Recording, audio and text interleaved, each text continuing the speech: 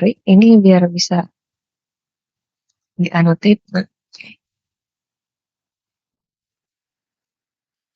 Jadi pada pertemuan pertama kita tahu kalau misalnya pada dasarnya proses pengolahan di IPAL gitu ya, itu ada lebih banyak unitnya daripada di IPAM ya, karena kebutuhannya juga berbeda, apa yang diolahnya juga berbeda. Kalau di IPAM yang kita olah adalah sumber air baku gitu ya. Bisa jadi kualitasnya udah bagus dari sananya, cuma perlu misalnya desinfeksi atau misalnya cuma perlu filtrasi. Tapi kalau misalnya di IPAL ini agak lebih kompleks gitu. Karena yang diolah adalah secara spesifik kita akan belajar satu semester ini yaitu adalah air limbah domestik ya. Tadi pertanyaannya adalah mana aja yang merupakan unit pengolahan primer, sekunder, tersier, dan juga kemudian unit pengolahan lumpur ya. Jadi kalau misalnya teman-teman bisa lihat di sini, unit pengolahan primer adalah ini ya teman-teman. 3 unit pertama gitu. Kalau misalnya teman-teman lupa, saya ingatkan kembali ya bahwa yang dimaksud dengan unit pengolahan primer itu fokus penyisihannya adalah penyisihan partikel kasar, gitu ya. Partikel yang yang padat, yang mudah mengendap, seperti itu. Terus kemudian barulah atau pengolahan fisik juga bisa. Jadi primer ini lebih cenderung dia akan arahnya ke pengolahan fisik juga. Gitu. Jadi secara fisik diharapkan kualitasnya itu akan membaik. Nah, kemudian kita berlanjut kepada yang kedua gitu ya, proses pengolahan sekunder. Ini adalah yang ini. Nih, sampai final clarifier. Tuh. Kenapa bisa disebut pengolahan sekunder, bisa juga disebut pengolahan biologis ya. Jadi tujuan dari pengolahan air limbah gitu ya sebenarnya ini adalah jantungnya, heart of the process gitu. Tentunya proses ini harus diawali dengan ini dulu gitu ya. Nanti saya akan menjelaskan kenapa ini menjadi heart of the process. Karena teman-teman tahu kemarin saya udah bahas ya bahwa air limbah itu dia akan mengandung karakteristiknya memiliki kandungan C yang tinggi gitu ya, P dan N. Nah, teman-teman tahu sendiri kalau misalnya kelimpahan ini ada di badan air, ini bisa menyebabkan eutrofikasi ataupun eutrofikasi. Jadi pencemaran ya, penurunan DO di dalam air. Pelimpahan nutrisi. Ini bisa menyebabkan eutrofikasi. Jadi makanya kita membutuhkan namanya proses pengolahan biologis ini. Tujuannya adalah untuk ini, C, P, dan N. Gitu. Terus kemudian untuk urutannya nanti kita akan belajar lebih lanjut. Tapi yang pasti dua hal ini biasa disebut dengan unit pengolahan biologis ya. Apapun urutan prosesnya. Tapi kalau misalnya dia melibatkan bakteri dalam pemrosesannya itu disebut dengan unit pengolahan biologis. Kemudian baru setelah itu ada final clarifier. Nah, final clarifier ini bisa macam-macam. Bisa ada yang dia difasilitasi oleh proses return sludge gitu ya. Nanti kalau misalnya ada proses ini akan disebut dengan activated sludge gitu ya. Kalau nggak ada, ya udah disebutnya dengan proses bukan activated sludge apa ya?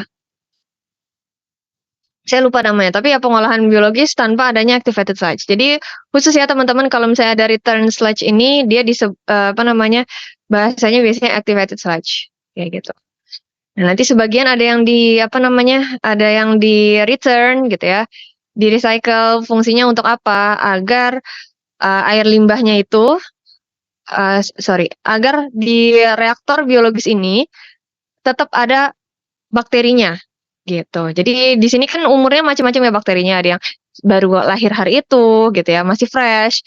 Ada yang kemudian udah berumur 5 hari, seminggu, dan lain-lain gitu. Nah, mereka itu punya kegemaran untuk makan substrat yang berbeda. Ada yang lebih suka substratnya misalnya substrat C gitu ya, yang gampang dicerna gitu ya. Ada juga yang lebih senang mencerna N gitu. Nah, itu ditentukan oleh umur dari bakterinya. Makanya ini diperlukan adanya return sludge supaya menjaga umur-umur bakteri di sini gitu. Jadi bakteri yang lama tetap bisa berperan di sini juga gitu, nggak selalu fresh di sini bakterinya. Seperti itu. Kemudian dari apa namanya, proses ini nanti akan ada juga yang dibuang gitu. Karena kalau misalnya terlalu banyak lumpurnya ya teman-teman di sini, nanti dia waktu detensinya atau hydraulic retention time, TD atau HRT-nya ya, TD atau HRT ya, hydraulic retention time, itu menjadi apa namanya, rendah gitu. Misalnya harusnya di sini tuh waktunya bisa sampai 2 hari berapa gitu ya, airnya diam di sini. Jadi cuma 1 hari. Nah itu dampaknya gimana? Dampaknya jadi lebih cepat, apa namanya, lebih banyak yang terbuang gitu. Prosesnya belum selesai, dia udah masuk ke pengolahan berikutnya gitu. Jadi nggak optimal dan juga menyebabkan beban pengolahan di, apa namanya, unit berikutnya itu lebih berat. Jadi dia belum bersih banget gitu ya istilahnya gitu ya. Belum optimal pengolahannya, belum turun sepenuhnya C, P, dan N-nya, tapi udah masuk unit selanjutnya gitu. Jadi di sini akan lebih berat kerjanya. Makanya, proses pembuangan sludge ini itu untuk menjaga, apa namanya, volume gitu ya atau waktu tinggal si apa namanya, air dan juga lumpur yang ada di dalam sini gitu. Nah kemudian setelah dari final clarifier, dia akan masuk kepada pengolahan lumpur ya. Ini aja deh pakai highlighter aja. Pengolahan lumpur itu yang ini. Nah ini ya pengolahan lumpur. Pengolahan lumpur itu, pada umumnya gitu ya, diperuntukkan agar lumpur yang dihasilkan itu jadi lebih kering gitu. Kenapa lebih kering? Karena kalau misalnya basah, dia membutuhkan volume yang besar untuk storage gitu kan. Nah, sementara, air itu atau limbah itu tetap masuk, tiap hari masuk terus. Nah, kan kalau misalnya masuk terus, nanti itu akan menyebabkan, apa namanya, penumpukan sludge yang besar ya di sini gitu. Kita perlu punya reaktor yang besar gitu untuk menampung sludge yang besar, nggak mungkin. Jadi makanya ada, fokus dari pengolahan lumpur ini adalah untuk mengeringkan sludge atau, memadatkan volumenya gitu. Jadi thickener gitu ya, thickener kalau di thickener itu ini akan apa namanya, diaduk istilahnya, supaya fasa cair dan juga fasa padatnya itu berpisah gitu kan. Nanti yang padatnya ini berkumpul terus di bawah gitu. Jadi kalau misalnya sludge itu biasanya 99% tuh air, 1% doang solidnya, seingat saya ya. Atau istilahnya mah airnya itu pasti porsinya lebih besar. Maka dari itu kita menginginkan di sini adalah sludge yang lebih padat. Sludge-nya udah lebih padat akan masuk ke digester, digesternya bisa menggunakan teknologi macam-macam gitu ya. Tapi kalau misalnya, apa namanya, di sini disebutkan berarti digester yang, untuk menghasilkan biogas. Nah, nanti, sludge yang sudah lebih padat di digester ini bisa dibawa ke landfill. Ataupun bisa juga nanti dilengkapi dengan unit lain gitu ya. Misalnya tadi ada yang di-press gitu ya. Kalau nggak salah namanya itu belt press atau filter press ya, saya lupa. Oh, yang kayak tadi itu yang di videonya sampai bentuknya kayak batu ya. Itu tuh adalah filter press gitu. Jadi macam-macam kalau misalnya untuk dewatering ini bisa filter press, bisa belt press gitu ya dan yang lainnya. Ya nanti belajar. Terus kemudian setelah di dewatering gitu ya, tentunya akan terpisah fase yang padat dengan yang cair. Nah, yang cair ini akan masuk ke bisa masuk lagi ke water treatment-nya gitu ya, dikembalikan ke sini.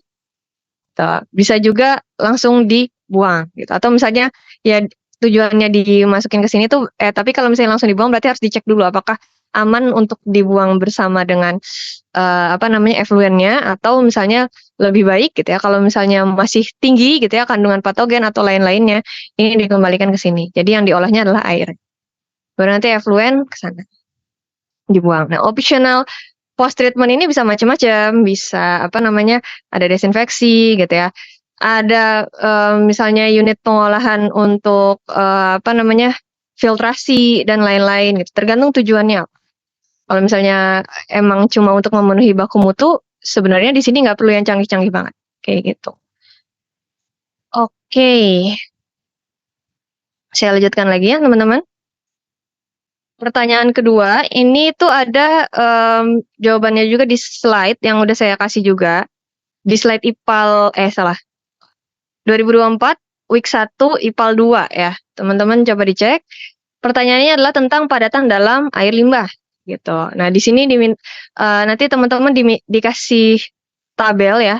Ada akronim, ada artinya, ada prosedur pengukuran, terus kemudian ada berapa nilainya, bagaimana kalkulasinya gitu. Nah, ini ada yang udah mengerjakan belum teman-teman? Ini datanya di sini ya. Jadi pertama teman-teman harus menjawab dulu apa maksud dari singkatan-singkatan tersebut. Gitu. Yang pertama, terus kemudian gambarkan flowchart untuk mengilustrasikan bagaimana mereka diukur dari sebuah sampel air limbah. Terus kemudian hasilnya diambil antar. Oh ya, ini adalah hasil yang ditemukan. Jadi kayak dari labnya nunjukin hasil seperti ini, gitu ya. Evaporation pada 103 derajat, gitu ya, diperoleh segini beratnya. Terus kemudian evaporation sama furnace, gitu ya, pada 550 derajat diperoleh segini. Kemudian filtrasi, gitu ya. Setelah evaporasi ini diperoleh seperti ini angkanya. Kemudian filter setelah evaporasi dan furnace yaitu 55 mg. Silahkan diidentifikasi atau dihitung semua nilainya dari kelompok padatannya yang telah ditulis. Kemudian hitung ya ini terakhir lah ya, hitung fraksi organiknya. Gitu. Oke. Saya mau jawab juga sebentar ya. Kalau kayak gini susah. Jadi saya stop share dulu.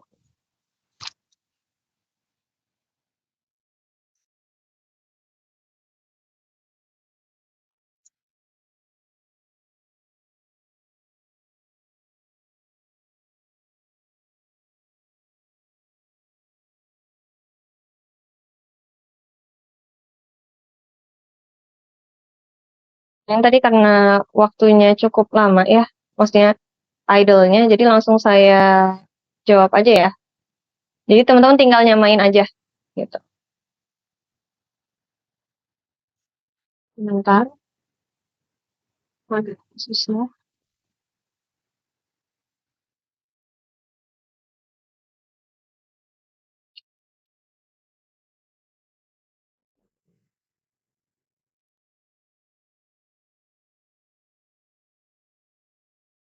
Ini, stop share.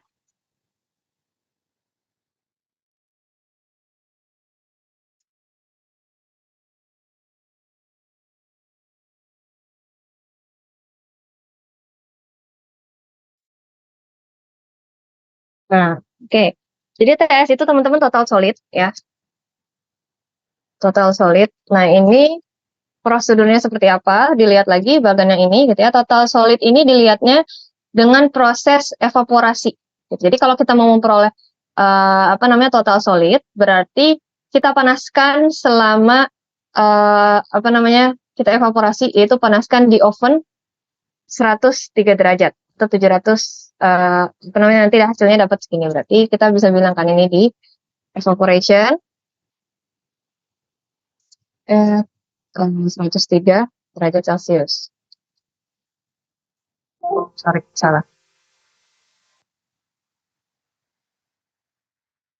Nggak bisa sih. Nah,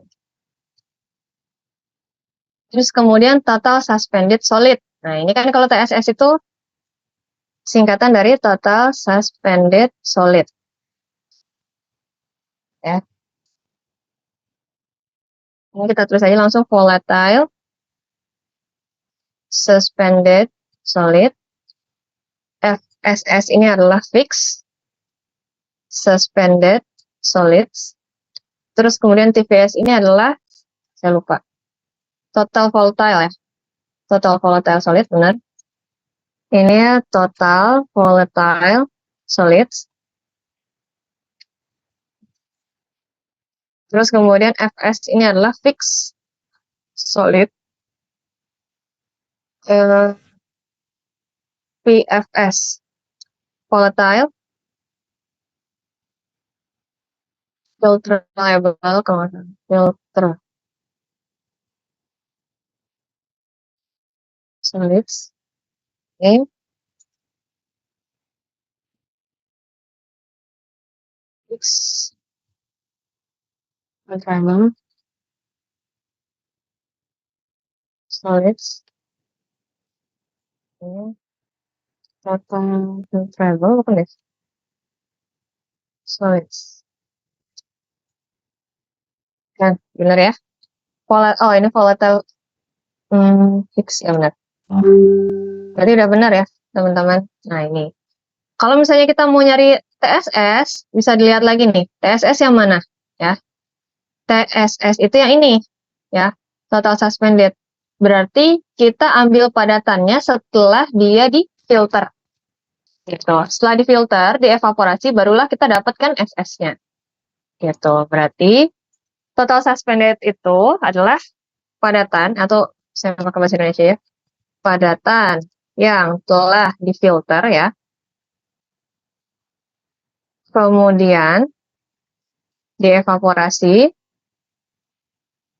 pada suhu 103 derajat.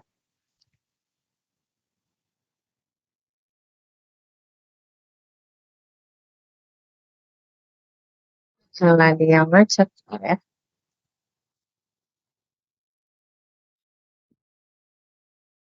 Kalau VSS ini adalah air hasil filtrasi ya. Air hasil filtrasi gitu ya. Filtrasi sampel. Ini sampel dievaporasi nih kalau Indonesia juga ya biar konsisten ya. Sampel air 1 liter dievaporasi pada 103 derajat. Nah, ini kalau misalnya volatile suspended dia itu kecilan aja ya, kayaknya kegedean semua phone. Semoga tetap terlihat ya teman-teman. Ini air hasil filtrasi, kemudian dievaporasi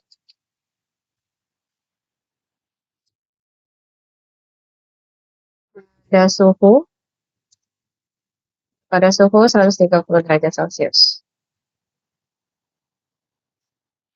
Kalau misalnya fixed suspended solid, volatile, sorry. Ini adalah total suspended, sorry, kebalik. FS, sorry. Nah ini, jadi kalau TSS atau SS itu tuh, nah ini pasangannya ini. Jadi TSS atau SS, nah ini, tapi susah kalau TFS, karena udah ada TFS juga. Ini ya. Terus kemudian VSS, ini tuh berarti dari suspendednya dipanaskan lagi pada suhu 550 derajat. Berarti ini adalah TSS ya. Yang hilang, ini dulu deh. SS dulu. Ini adalah TSS yang dipanaskan pada suhu atau di furnace lah ya, panaskan atau di furnace pada 550 derajat Celcius. Terus banget nulis derajat Celcius. Nih ya, TSS yang dipanaskan dan tertinggal ya. Jadi pasti kalau misalnya dipanaskan pada 550 derajat, itu tuh ada yang tinggal, ada yang hilang. Yang tinggal itu disebut fix gitu ya. Ini menandakan apa? Ini menandakan berarti adalah sebentar ya. Padatan dan organik. Nah, kalau yang ini menunjukkan padatan yang organik. Jadi yang suspended volatile ini ya, kalau misalnya kata kuncinya volatil, dia tuh pasti yang organik, teman-teman.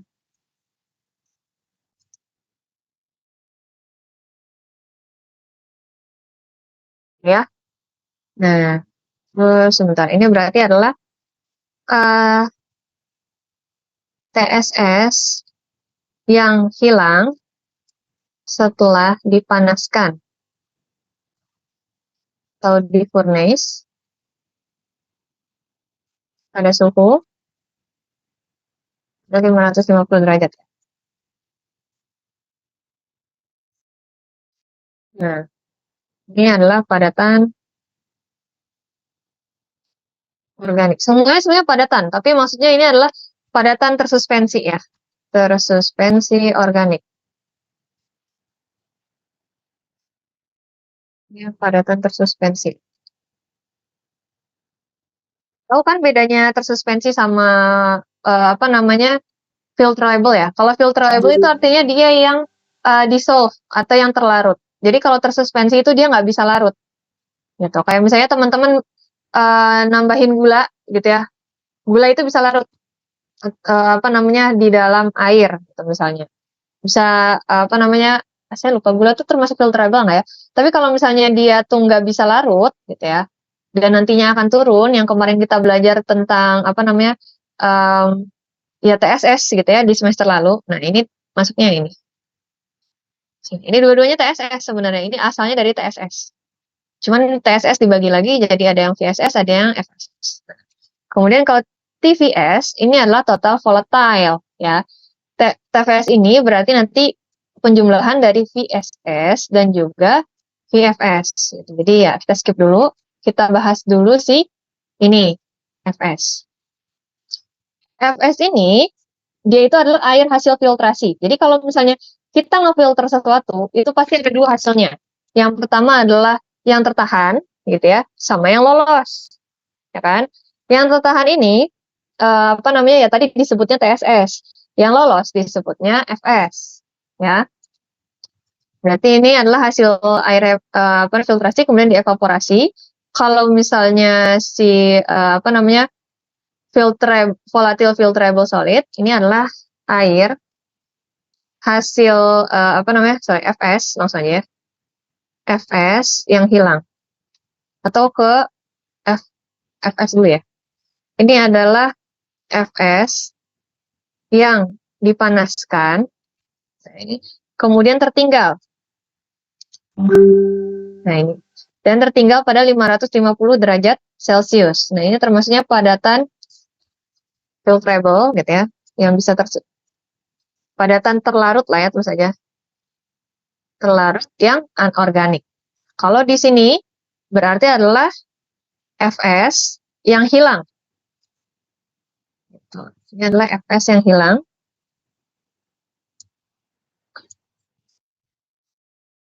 Setelah dipanaskan. Nah, ini termasuknya adalah padatan terlarut. Nah, ini organik. Gitu. Kemudian, kalau misalnya ini tadi TVS, gitu ya, total volatile solid adalah, ini total padatan yang terlarut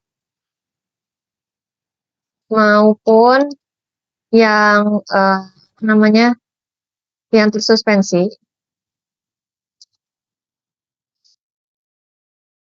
Sebentar ini total padatan volatile. Volatile itu teman-teman tahu kan volatile mudah menguap ya, mudah menguap. Jadi dia teroksidasi sempurna setelah dia dipanaskan. Nah, ini apa namanya ini itu menggambarkan total padatan organik, baik yang tersuspensi maupun yang tidak tersuspensi. Nah, kalau misalnya bawahnya, ini itu adalah total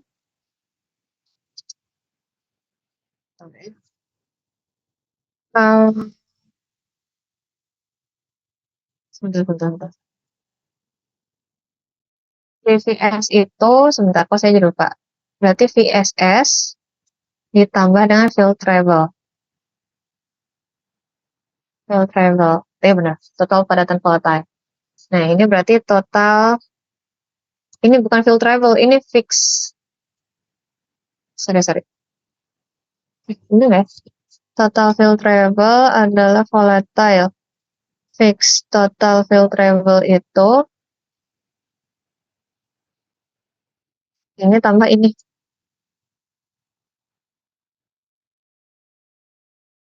Ya benar.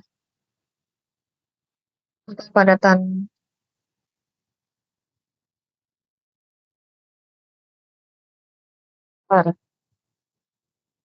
Saya jadi lupa. Total padatan Menurut ya,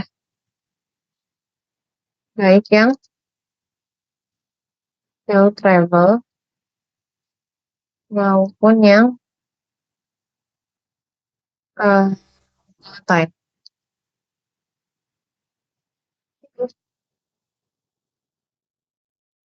Ya seperti inilah ya teman-teman. Tapi seingat saya sih kayak gitu. Fixed solid berarti airan difiltrasi. TSS, TVS. Volatile itu. Nah ini kita kembali ya ke soal selanjutnya. Jadi ini bisa kita lihat nilainya berapa. Ngelihat tadi yang sini. After evaporation berarti dia adalah TS ya. TS-nya di sini adalah 720 mg. Terus di sini apa? Setelah evaporation dan juga furnace.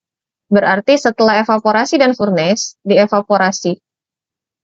Kemudian di furnace, gitu ya. Dia adalah TVS, total volatile. Ini TVS ya. Berapa tadi? 350. 350 mg. Terus kemudian setelah hasil filtratnya, setelah evaporasi gitu ya, enggak, ini filter solid measurement. Filter after evaporation.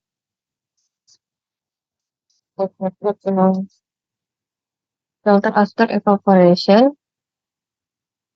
Iya, kalau misalnya air hasil filtrasinya berarti ini adalah ini ya, yang filtrable 220 mg. Filter after evaporasi berarti FS. Nah, sih, ini kan filter after evaporation ya. 220. Terus yang di sini evaporasi setelah evaporasi dan di furnace pada suhu 55. Filter after evaporation dan furnace. Oh, salah. Ini SS. SS atau ini ya? Evaporasi dan furnace. Ini solid yang tertinggal. Oh, kalau solid, ntar filter after evaporation.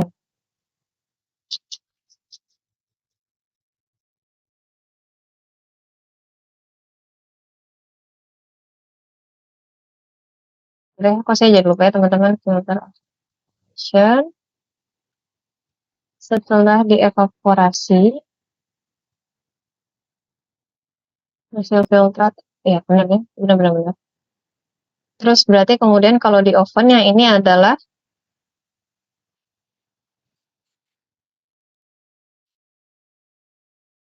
FFS. Oke. 120 mg. Terus ini 55 mg.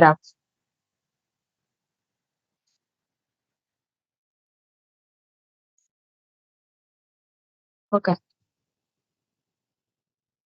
Ini tinggal teman-teman hitung kalau misalnya TS ya enggak kita hitung ya. TSS ini berarti adalah TS dikurangi TS dikurangi FS. Jadi kita bisa tahu kebalik ya berarti ya. TS dikurangi FS berarti 750 kurangi 220. Ini 500 mg. Gitu. Terus kemudian apa namanya? Kita tahu FS, kita bisa tahu VFS. VFS-nya berapa? Sebentar ya, VFS-nya berarti adalah FS dikurangi FFS. 220 kurangi 55. Aduh, berapa sih? 75. 65 ya? 65 mg. Kok 65 sih? 165. 165 benar nggak? 10 1 ya benar 165 miligram. Nah, dari sini kita bisa ngelihat apa lagi ya? Total fixed solidnya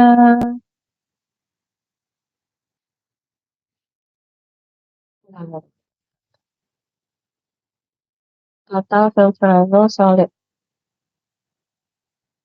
Filtrable solid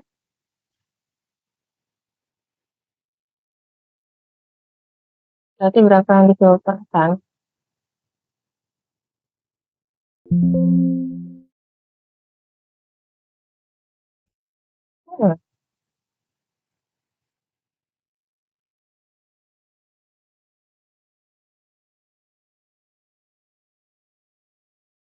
banget. Kita bisa cari VSS-nya dari sini, dari TPS.